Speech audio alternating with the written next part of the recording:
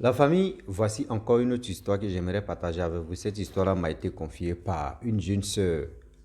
Vraiment, elle est partie à l'hôpital. Voilà une maman Djoula qui explique l'histoire de ce qu'elle-même elle a traversé, de ce qu'elle-même elle a vécu. Voilà aujourd'hui des jeunes gens qui sont déterminés à avoir de l'argent. Avoir de l'argent à tout prix. Parmi ces enfants, vous savez très bien que parmi les enfants, il y a des enfants qui sont collés à leur maman et d'autres sont collés à leur papa. Mais voilà, parmi ces enfants, il y a un vraiment qui décide d'avoir de l'argent. Et cet enfant-là, voilà comment il s'en va. On lui dit, oui, il faut acheter chaise royale pour ta mère. Une fois que ta mère met ses pieds là, elle met ça, c'est-à-dire, elle s'assoit sur sa main, elle commence à vomir de l'argent. Et tu vas prendre ça, tu vas prospérer. Dans la vie, j'aimerais dire à tous ceux qui m'écoutent, quel que soit Alpha, si c'est la journée ou si c'est la nuit, vous savez, sacrifier un être humain, c'est d'être méchant. Faut dire, la malédiction va te suivre de toute ta vie. Mais si tu ne fais pas attention, tes enfants même, ça va les prendre. Quelqu'un qui a gardé, c'est-à-dire ta propre mère qui a gardé tes 9 mois, quand il faisait popo, quand il faisait d'acrobatie dans son ventre, quand tu es sorti, elle n'a pas dit non que oui, je vais sacrifier mon enfant pour avoir de l'argent. Parce que je souffre. Mais toi, je ne sais pas si c'est quoi. Dans ta tête, oui, c'est la souffrance, petit galet là. Tu veux vraiment vendre ta mère. Concurrence de la vie que vous êtes dans cette jeunesse. Réfléchissez très bien d'abord avant de poser les actes. La famille, on va quand même écouter l'histoire en question. Et les oreilles, prêtez les oreilles aussi de mieux écouter. N'oubliez pas de partager les vidéos et liker pour que ça puisse quand même motiver les personnes qui m'envoient des histoires. Et je vous dis, I love you so much. Voici l'histoire, tu commences. Cette histoire, la jeune dame, tu me confies l'histoire, elle dit sa fille était malade et elle est partie à l'hôpital. Et c'est dans ça, il y a une maman qui expliquait l'histoire qu'elle a traversée.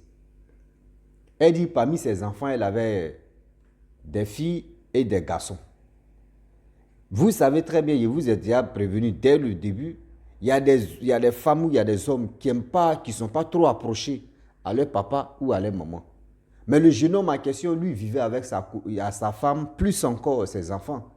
Lui qui n'est pas attaché à sa mère. Beaucoup, mais il y a bonjour, bonsoir, mais pas pour dire, maman vit vraiment, il y a des... Voilà, ça arrive. Fouillez très bien dans votre famille. Pas pour dire ils n'aiment pas les mamans, hein, mais pour dire attaché fort fort là. Ils ne sont pas dedans. Donc le jeune homme, lui, vivait avec ses enfants et sa femme. Il était là, de temps en temps, il venait voir sa mère. Et voilà, je ne sais pas dans quel groupe il est tombé. Et voilà comment le jeune homme décide d'aller voir un papa au kéchi, un papa au gnen, ou papa au foin, ou papa au kbaïrere. C'est-à-dire il allait remuer les mamites, assiettes, casseroles, forêt, tout ça là, pour prospérer. Il arrive là-bas. Voilà comment, je vous dis toujours, les marabouts et les féticheurs ne sont pas des gens qui sont méchants. Je le dis, je le répète. Je le dis, je le répète. Ce ne sont pas les personnes qui sont méchantes. Ce sont des personnes qui sont plus expérimentées et qui voient la vie et qui te proposent des choses. Si tu tombes dedans, c'est toi-même qui as voulu. Il arrive chez Papa Okechi. Merci. Papa Okechi dit, tu es venu faire quoi? Il dit, Baba Onye. Baba Okechi. Il va avoir beaucoup d'argent. Il dit, tu veux avoir beaucoup d'argent? Il dit, oui. Il dit, ok. Ça veut dire dans ta vie, oh, le jeune homme en question, son papa est décédé, c'est sa maman ce qui reste. Même si tu n'es pas trop attaché à ta mère, mais quand même, l'amour de ta mère est toujours dans ton cœur. Papa Okechi dit, ah, si tu veux vraiment avoir de l'argent, voici ce que tu dois faire. Il dit, papa, c'est quoi? Je suis prêt à tout. Il dit, ok. Voilà. Ça propose que oui, c'est ta mère, tu vas sacrifier. Il dit aussi, c'est ma mère, il veut sacrifier, c'est un petit problème. Il dit, c'est ma mère seulement que je vais sacrifier là. C'est un petit problème. Il dit, ok. Papa, comment je vais faire pour sacrifier ma mère, pour que moi je puisse avoir de l'argent? Il dit, tu dois acheter une chaise royale. Et cette chaise royale, tu déposes ça à la maison. Mais ça doit faire, si délai là dépasse 2 semaines, tu as un problème. Ta mère, si elle doit s'asseoir dans la chaise en question, c'est elle, tu vas être la première à s'asseoir dans la chaise. Et puis c'est tout. Tu lui donnes la capacité à ça. Il dit, papa, c'est ça. Il dit, c'est tout. Il dit, ok. Lui-même, il allait chercher. Tourner. Il allait chercher la chaise. Je vous dis, la vraie chaise, même quand on dit chaise royale, il allait acheter ça dans la ville où il allait faire le travail, où il allait voir papa Okechi. Quand il a trouvé la chaise, il est venu. Il dit, ah papa, voici la chaise que j'ai envoyée. Papa dit, ok, il n'y a pas de problème. Le papa Okechi a travaillé sur la chaise. Il dit, travailler même et retravailler encore sur la chaise. Et avec le temps, il a fini de travailler. Il a dit, bon d'accord, la route est là, voici la chaise, il faut partir à ça. Donc lui, il a pris la chaise, il est parti à ça chez lui à la maison. Où je vous parle d'histoire, c'est passé en Côte d'Ivoire. Hein.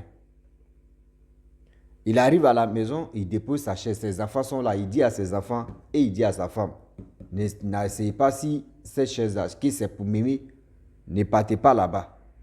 Les enfants disent, ok, il n'y a pas de problème. Donc lui-même, il a bien gardé, il a mis les plastiques bien.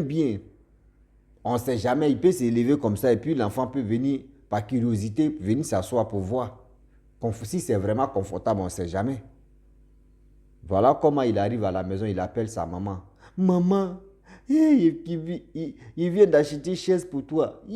Mais chaise est jolie comme ça. Attends, prend photo. Il prend photo et puis il va. Maman, tu as vu chaise là? C'est pour toi, viens. Sa maman dit, ah, vu que je suis un peu occupé, la semaine prochaine. Oh, on lui a donné 2 semaines. Si 2 semaines n'a pas ça, pour lui est gâté. Sa mère dit, elle-même, elle ne sait même pas pourquoi. Et puis elle-même s'est posé des questions d'abord. Mon fils ne m'a jamais appelé comme ça. Mon fils ne m'a jamais doloté comme ça. Mon fils n'est jamais gentil avec moi comme cela. Mais qu'est-ce qui se passe? Et puis mon fils est gentil avec moi. Avec son histoire de chaise là, il ne comprend rien. Ah oui. Il y a cloche horn, c'est horn de chargeon, il y a horn. C'est dit là, il doit être vigilant. C'est en anglais brut, donc comprenez ça comme ça. On est dedans. Ah oui, il y a cloche horn, du horn, yeah. Quand tu comprends anglais comme ça, tu es en train de manger, mais puis ça rentre dans ton corps comme ça, c'est l'anglais. Donc, du coup,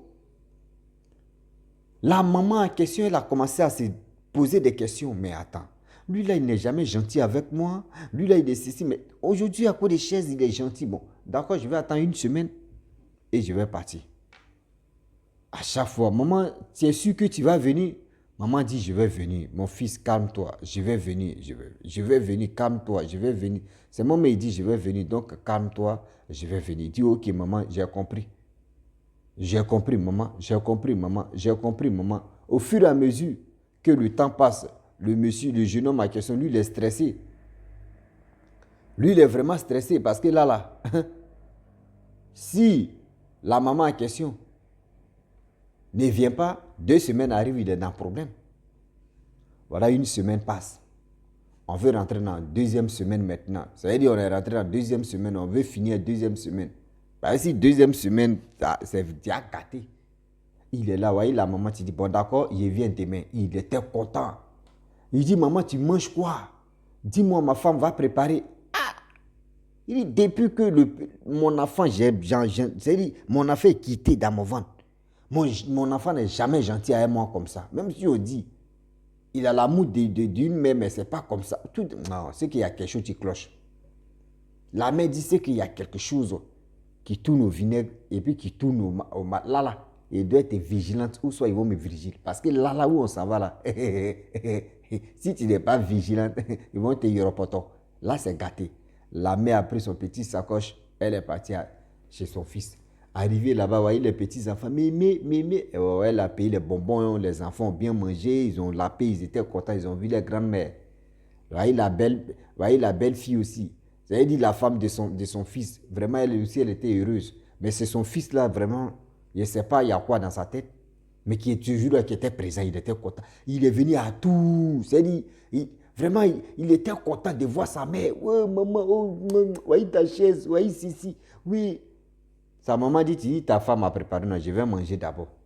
Eux tous ont mangé, ils ont fini. Ils sont là à manger, mais ils sont à table, mais eux tous sont là à manger. Puis il dit, maman, tu vois la chaise là, je vais enlever ce sachet là. Tu vois la chaise là. Ok. Elle a pris son temps. Je ne sais pas. Vous savez, dans la vie, quand on vous dit, l'instinct d'une mère ne se trompe pas. Quand une femme te dit non, que hey, ça là, je ne me sens pas dedans là. Mon frère, dis-toi que c'est nous les hommes, c'est après quand on cogne un caillou, et puis on dit, si on savait. Si notre femme elle a déjà calculé, puis elle sait déjà que ça là, il y a un problème. La maman regarde la chaise et puis elle mange, elle dit, lui là, il est gentil envers moi. Depuis que mon fils, je l'ai mis au monde, lui là, lui là, comme ça, il est gentil envers moi aujourd'hui là. C'est qu'il y a quelque chose qui tourne en rond. C'est qu'il y a quelque chose qui tourne en rond. Oh, le jeune homme pense que oui, la maman aussi, elle est gawa. Qu'elle est gawaze comme cela. Non, elle n'est pas gawaze. Elle réfléchit. Ils ont fini de manger, il enlève, il déballe la chaise là comme ça, il enlève sachet là. Maman, voyez chaise là. Voyez, sa mère, tu dis, c'est ma chaise. Durant combien de temps que tu m'appelles? Tu dis de venir m'asseoir sur la chaise. Je vais te poser une question. Il dit, oui, maman, vas-y.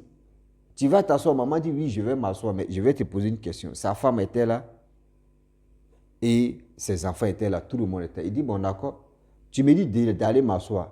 Pourquoi toi, mais tu t'es pas assis d'abord? Il dit, non, maman, c'est pour toi d'abord. Elle dit, bon, d'accord. Prends ton enfant, tu vas le mettre sur chaise là d'abord. Bien avant que moi, il vienne m'asseoir. Il dit, non, maman, il dit, j'ai payé ça pour toi. Mes enfants, là, s'ils veulent s'asseoir, voyez les chaises qui sont là, voyez les fauteuils, ils peuvent. Mais moi, il a payé ça là pour toi, c'est un truc royal parce qu'il fait dédicace. Nos papas n'est plus là, c'est toi. C'est toi, tu es nos papas, c'est toi, tu es nos mamans. Elle dit oui, je n'ai pas dit non. Elle dit encore que s'il veut que tes enfants, bon, il faut dire à ta femme, elle n'a qu'à venir s'asseoir. Il dit non, maman, il te dit, ouais, et tu d'un coup, voilà le jeune homme qui vient pousser sa mère. Elle dit, elle ne sait même pas où elle a eu une force. C'est ça qu'on appelle force de Dieu. C'est ça qu'on appelle la force de nos ancêtres. C'est ça qu'on appelle la force de Allah. Voilà comment la maman en question. Voilà comment la maman, elle prie toujours à la mosquée. Souvent, elle prie à la maison, mais là, il y a des fois, ça va à la mosquée. Voilà comment une maman, elle dit, elle ne sait même pas où Dieu lui a donné la force. Où Allah lui a donné la force vraiment terrible. Voilà où son fils a poussé sa mère a esquivé comme ça.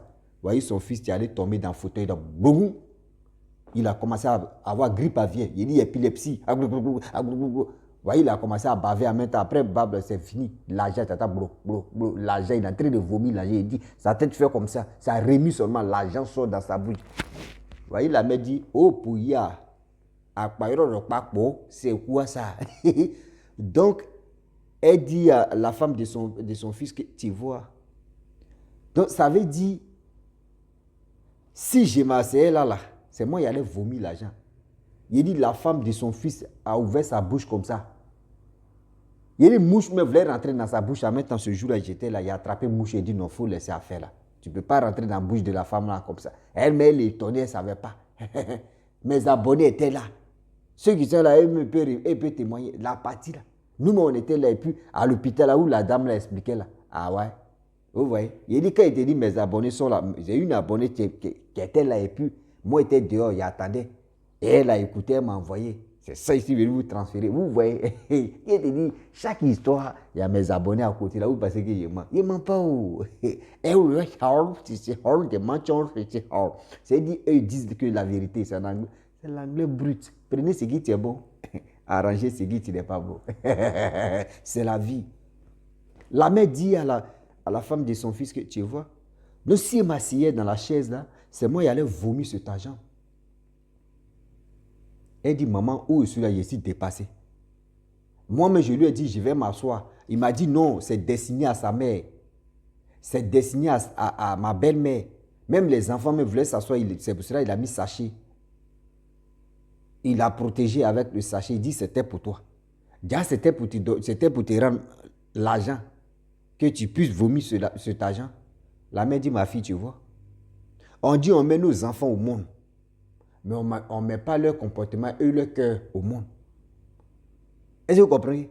Une mère peut mettre un enfant au monde, mais elle ne met pas son cœur au monde, elle ne met pas son comportement au monde. Tu peux éduquer tes enfants à la maison, mais dehors là, ils ont un autre comportement que eux ils apprennent. Ils ont un autre comportement de leurs amis qui viennent dans leur tête et qui les, je ne sais pas, mangent le cerveau. La mère encore dit non que oui, ma fille, prends cet argent-là, fais ce que tu veux. Mais je ne peux pas prendre un franc dedans pour aller à la maison et ça. Jamais de la vie. Ses frères et ses soeurs me donnent à manger. Moi-même, j'ai fait mes petits trucs. Je vends mes choses. Je préfère ça. Son argent où il est en train de vomir, épilepsie, il dirait quelqu'un qui a Djokwadjo là. Moi, il ne peut pas prendre ça. Prends, tu gardes, tu nourris tes enfants. Il va vomir l'argent. Le jour, lui-même, il est fatigué là. Ok. On dit le jeune homme à question, il a vomi l'argent toute la journée. C'est-à-dire la femme, c'est-à-dire la maman même à question qui voulait sacrifier là, elle allait payer les sacs. C'est-à-dire, ce jour-là, elle-même avait l'argent, elle-même allait payer les valises, tout 4 valises. Et sachet à poubelle là, les paquets, elle envoyait, dit ma fille, prends, c'est qu'il a très vomi, hein, ne sors pas, hein, reste dans la maison. Toi, tu remplis, puis tu caches. Elle dit, maman, il dit, fais seulement. On dit, le gars, il a vomi pendant combien de jours? Pendant 7 jours, imaginez-vous. Quelqu'un qui ne mange pas 7 jours, tout ce testé va sortir dedans. En vomissant de l'argent. Il a vomi pendant 7 jours. Après les 7 jours, la femme l'appelle, maman. Ma belle-mère dit oui. Elle dit, ton fils est mort. Mais il est mort de faire quoi? Ce que tu peux faire, tu as eu l'argent, non? Il faut prendre cet argent-là, tu appelles les gens, tu dis, ton mari est mort. Et de deux, tu appelles les imams. Ils vont venir prier, ils vont prendre son corps, ils vont aller l'enterrer. Même moi-même, mes pieds vont, même ses frères, mes pieds ne peuvent pas aller là-bas. Je les ai déjà dit. Et voilà comment la femme a fait la chose. Elle a dit encore, la mémé a dit, mes petits-enfants là, si tu ne veux pas vraiment mes petits-enfants, ou tu es fatigué, ou tu veux aller vivre ta vie ailleurs, tu es encore très jeune, envoie-moi mes petits-enfants, je vais m'occuper de mes petits-enfants. Si tu veux aller avec mes petits-enfants, tu t'en vas avec eux, mais où eux s'en vont là, je dois connaître là-bas. J'ai besoin de mes petits-enfants. Prends cet argent, fais ta vie comme tu veux, mais n'oublie pas mes petits-enfants. Elle dit, ok maman, mémé, vraiment, merci beaucoup.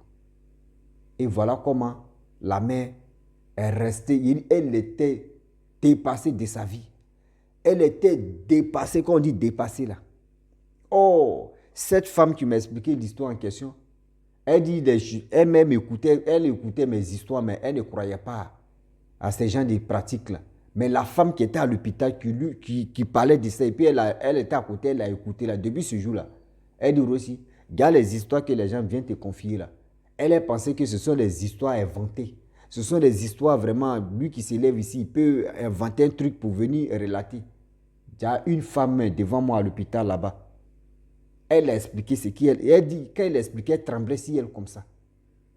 Ça veut dire aujourd'hui qu'il y a des jeunes gens qui sont déterminés à sacrifier les parents. À cause de quoi? L'argent. À cause de quoi? De l'argent. À cause de quoi? Fais ceci. Parce que quoi? Cet argent-là, c'est pour faire quoi ça? C'est pour aller faire malin. Oui, dans les maquis, aller distribuer de l'argent. Ils vont dire, wow, voyez président ceci, voyez président cela. Toujours, vous êtes président dans vos salons. Oh, le vrai président même, il est là. C'est-à-dire, toi, tu es dans les maquis et puis nous, on dit président, c'est toi un petit policier qui vient de sortir tout à l'heure là. Où il a agité même d'attraper le voleur, où il a agité d'avoir les 2 galons. Toi, tu dis que tu es président, et puis c'est toi, il attrape comme ça, et puis c'est toi, tu trames sur toi. Toi, ton titre de président est parti. On dit gouverneur, c'est ici. Toi, tu dis que tu es gouverneur, un petit policier t'attrape comme ça. Bah, moi, ton titre de gouverneur est parti. Vous nommez des choses parce que vous voulez vraiment être dans la tendance des mal, c'est-à-dire des choses vraiment maléfiques. Vous voulez être dans ça. Mais vous ne savez pas que vous mettez vos vies en l'air. Si aujourd'hui, moi j'ai très mal de voir les jeunes qui sont déterminés à sacrifier les parents. Toi-même, imagine-toi, c'est toi, et puis tu vas dire, attends, moi je veux sacrifier mon père ou ma mère. Mais attends, quand j'étais petit là-haut, si mes parents même prenaient le temps aussi de me sacrifier là, est-ce que moi-même je pourrais avoir le courage aussi de dire je vais les sacrifier? Mettez ça dans votre tête. Posez-vous des questions d'abord. Posez-vous des questions même bien pour que ça puisse vraiment travailler dans votre tête d'abord avant de poser des actes négatifs dans votre vie. Arrêtez ça quand même. Quand on vous parle, on va dire, oh, non, on s'en fout. Chacun a sa vie. Toi-même, il faut te sacrifier. Dis-toi que oui, je me donne au moins 10 ans. Ou il me donne 3 ans, ou je me donne 4 ans. Je vais régner, et puis après, il meurt tout doucement. Toi seul, tu fais ta chose. Il n'y a pas fait dire non que conséquence, il n'y a pas fait dire non que oui. C'est toi seul, tu vas assumer le karma de ça. C'est tout. La famille, franchement, j'aimerais m'arrêter là. Si tu es nouveau, tu es nouvelle sur ma vidéo, faut t'abonner sur ma chaîne YouTube, ma page Facebook. N'oubliez pas de partager mes vidéos et aussi liker. Je vous dis à très bientôt. Ciao. Bisous.